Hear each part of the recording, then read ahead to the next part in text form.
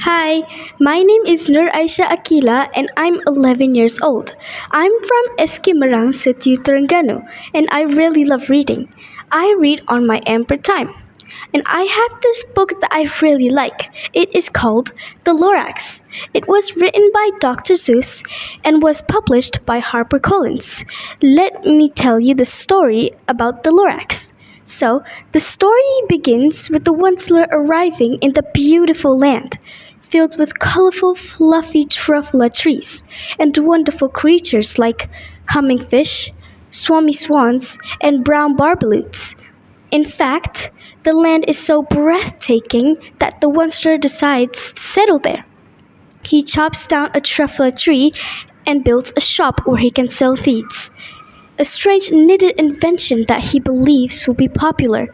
However, chopping down the tree had a consequence he had not expected. It called up a strange creature called the Lorax who emerges from the tree's stump. It, the Lorax the Lorax is quite old and hairy. He is the guardian of the trees, and he speaks for them because they cannot speak themselves. In a bossy voice, the Lorax scolds the Onceler for cutting down the truffula tree, calls him greedy, and warns him that there will be terrible consequences for his actions. However, the Onceler does not mind the Lorax, and instead of listening to the creature's warning, he calls up his family on a radio phone and invites them to join him. The Onceler family arrives and the seeds production grows so fast when they are not knitting needs in the Onceler's new factory. They are chopping down truffula trees for materials. The seeds industry continues to grow and the Onceler is happy to keep expanding and getting richer. However, this is starting to have a terrible impact of the environment. First, the Lorax points out that the brown barbaloots who once fed on the fruits of the truffula trees are now starving and sickly to prevent their deaths. The Lorax tells them to search for food elsewhere and they leave. Next, the Lorax tells the Onceler that the swami swans are leaving because the toxic air is making them sick and preventing them from singing.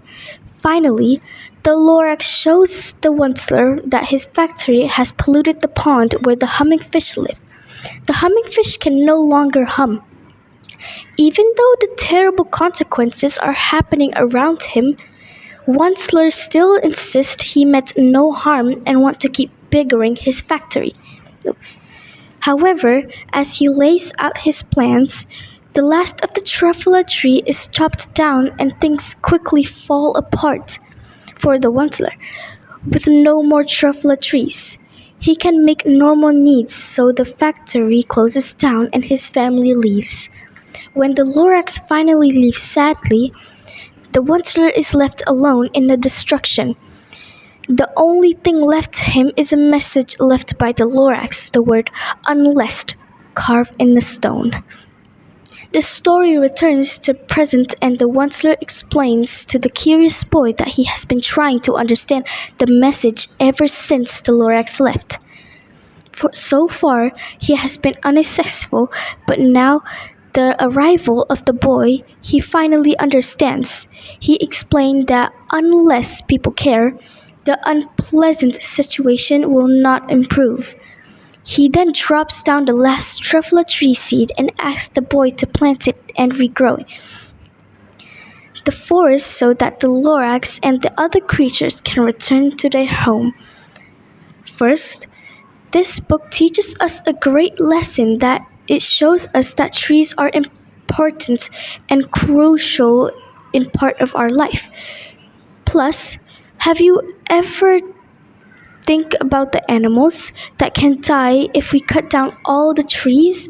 Not only it teaches you to take care of the environment better, but it makes you feel bad about the animals and beings that are affected by bad human things. Secondly, the Lorax symbolizes that there's a true hero who wants to genuinely protect and love a Mother Earth. We can make a big change by creating awareness about the importance of maintaining health environments. Reading this, I want to start building a garden myself and let it